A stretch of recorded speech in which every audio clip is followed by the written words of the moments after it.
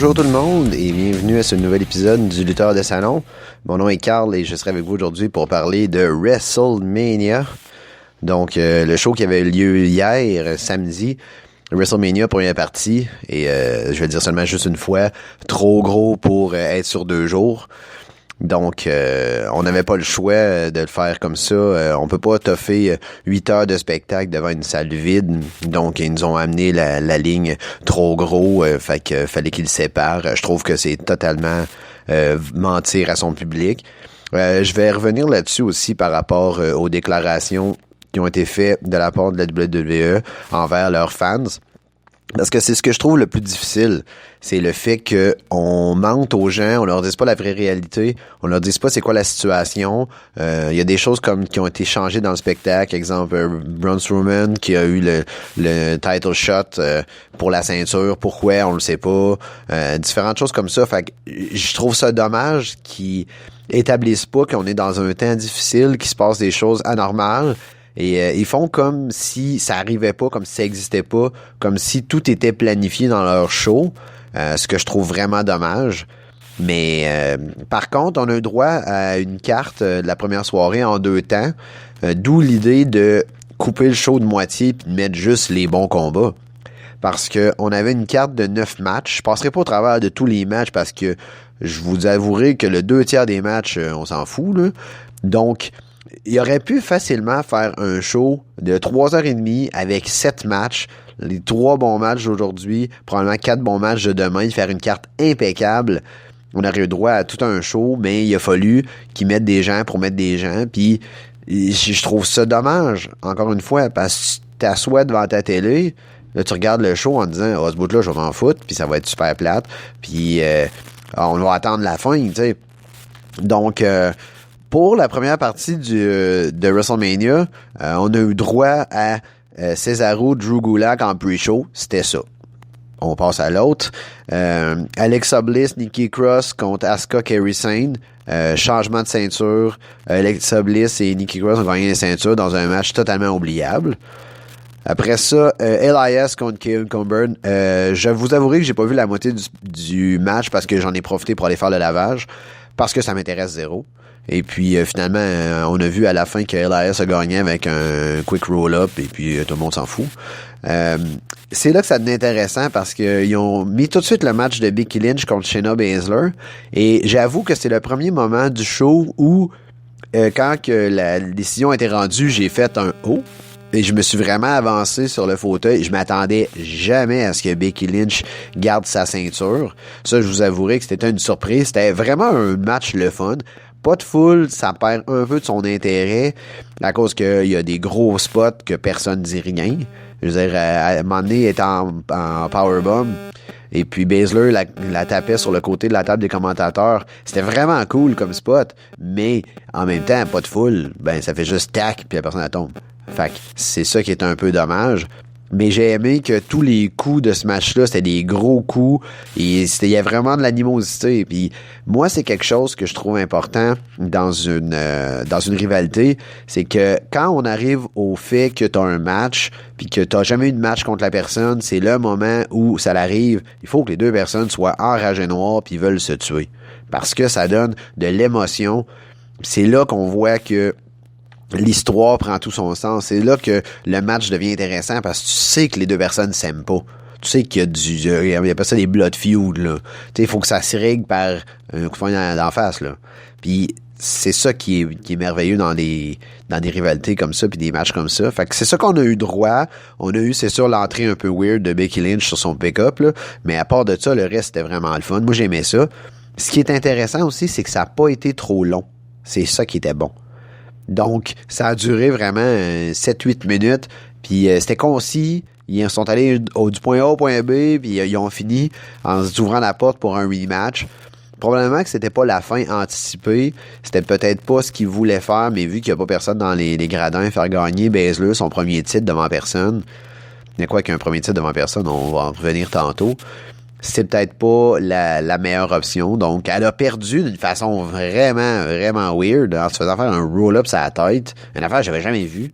Elle se faisait comme tenir son bras en étant pinée, puis elle était fâchée quand elle est partie, puis ça, c'était important. t'as perdu un match, t'es supposé être furieux parce que t'as perdu. Donc, tant qu'à me jouer la gimmick, joue-la au complet. C'est ça qui est un peu dommage, c'est que les lutteurs sont supposés d'être des acteurs, si on veut. Donc, ils sont supposés de me raconter l'histoire de l'entrée à la sortie. Donc, t'arrives à l'entrée, t'es toujours convaincu, tu t'arrives plein de confiance, parce que, mettons, t'es champion ou t'es l'aspirant, tu sais que tu vas gagner. Mais quand ça finit, t'es supposé être en maudit, t'as perdu. C'est une défaite, là. C'est pas je me reprendrai plus tard ou c'est pas grave. Non, t'as perdu, t'es fâché, tu sais. Donc ça, j'ai bien aimé ce match-là. C'était vraiment super intéressant. Après ça, ils ont fait un petit peu je dirais une descente un peu triste parce qu'ils ont continué avec Sami Zayn qui défendait sa ceinture intercontinentale contre Daniel Bryan avec la Crew. Et puis, donc, Drew Gulak était là de côté, que je m'attendais à ce qu'il fasse un heel turn qu'il n'a pas fait. Ça aussi, c'était des surprises. Et puis, Sami Zayn qui a gardé sa ceinture. Je passe vite un peu par-dessus le match parce que c'était très oubliable. Puis, ce que je trouve dommage de la structure du match, je comprends que Sami Zayn, c'est comme ils ont dit souvent, le slimy heel qui se sauve tout le temps, puis c'est un petit serpent qui veut pas se faire pogner. Mais en même temps, le gars a pas lutté depuis 2 ans. Veux-tu bien le laisser lutter? Comme, tu commences le match. Moi, Sami Zayn, son match qu'il a gagné contre Braun Strowman, je l'ai pas vu. Je l'avouerai que je voulais le regarder, puis j'ai pas le temps. Donc, j'ai pas vu Sami Zayn lutter depuis 2 ans.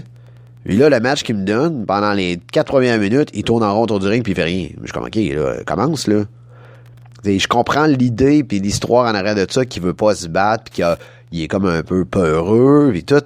Mais je trouvais que c'était un peu mal avisé, d'une façon où les gens, qui sont justement des plus casuals, qui l'écoutent, mettons, par intermittence, qui écoutent pas Raw ni SmackDown, puis qui écoutent juste les pay-per-view, puis t'as pas vu le gars depuis 2 ans, tu t'attends à ce qu'il sorte des blocs de départ avec le feu dans le derrière, là.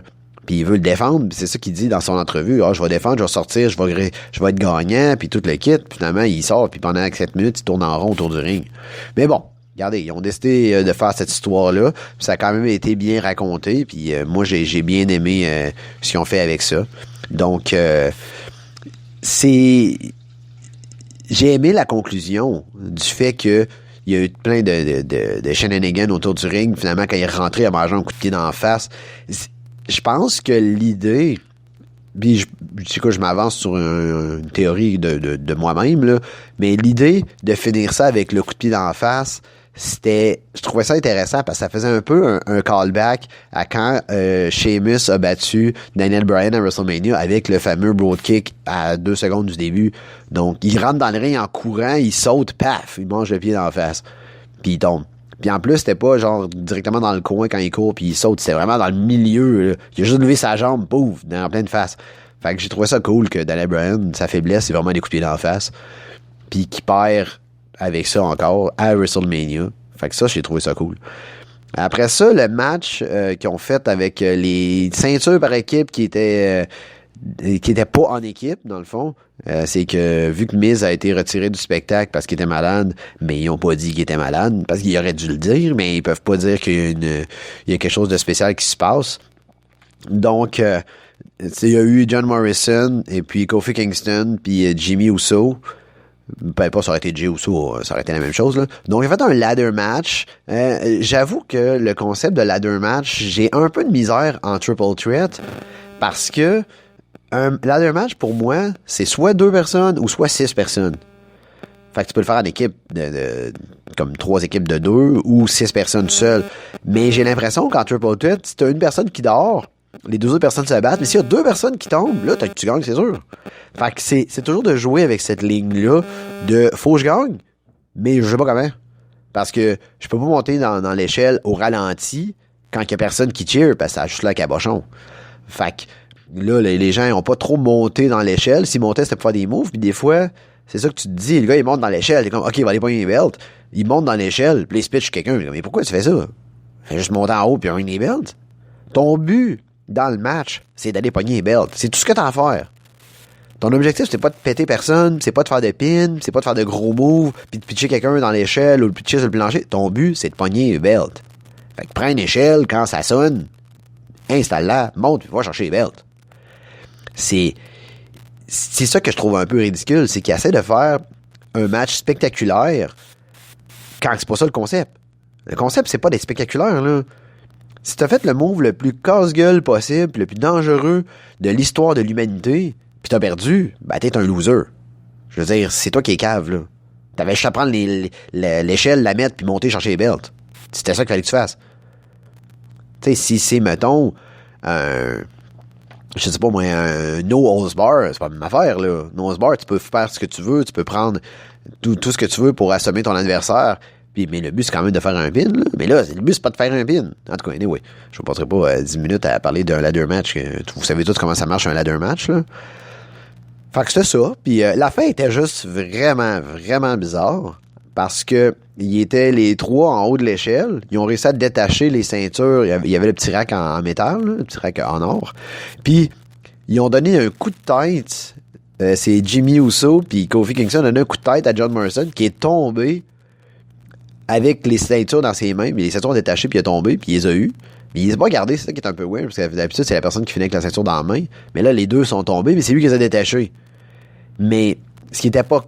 L'affaire que je trouve qui était vraiment cool, c'est pas le fait que John Morrison a gagné, c'est la face de Jimmy Uso qui s'est vraiment dit « Man, je suis un imbécile. » Parce que il y avait la victoire dans ses mains, puis il a juste cogné le gars qui s'est sauvé avec le bris. Fait que, je sais pas si c'était plané comme ça, j'ai vraiment aucune idée, mais son visage était fantastique. La face qu'il a faite de « Man, je suis vraiment un imbécile, là. » Ah, c'était merveilleux. Puis c'est vrai que c'est un imbécile. Fait que c'est correct. Tu sais, si tu me racontes une histoire, puis tu joues l'acting qui va avec l'histoire, tu me le vends comme ça, c'est correct. Mais à partir de maintenant, je sais que Jimmy Uso, c'est un imbécile. Fait que c'est parfait. Donc ça, c'était ça qui était. Après ça... c'est là que ça devenait un peu plus croustillant, je dirais, parce que ils ont décidé de mettre Kevin Owens et Seth Rollins sur la carte dans la première journée. Un match avec une rivalité, ma foi, so-so, longue, interminable, et le gros de la situation, c'est que je comprends pas pourquoi ils se battent. C'est ça mon problème. C'est que je veux bien embarquer dans la rivalité et dire « Ok, ces deux gars-là, ils s'aiment pas. » Mais je sais pas pourquoi. À un moment donné, il y en a un qui a dit quelque chose à l'autre de pas gentil, ou je sais pas trop.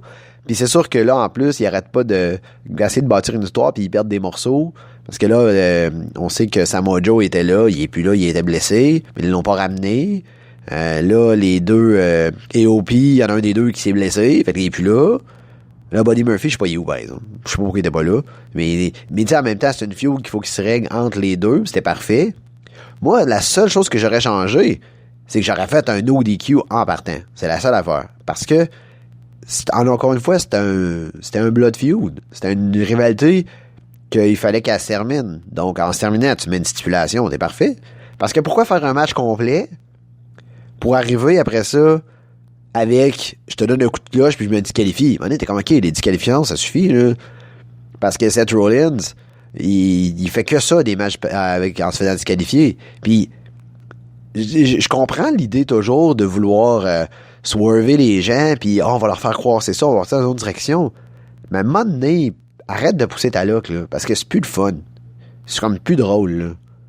Puis ça a fini, puis j'étais comme, calique.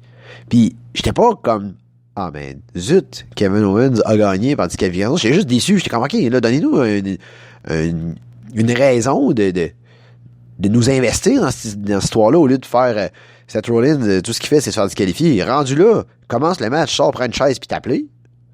Tant qu'à faire ça, tant qu'à savoir que tu vas te disqualifier tout seul à la fin. Ils sont revenus un peu en disant, bon, non, on finira pas le match là-dessus, puis Puis on repartit le match. En passant, je sais pas pourquoi Kevin Owens a le pouvoir de repartir un match. Ça, j'avoue que j'ai pas compris.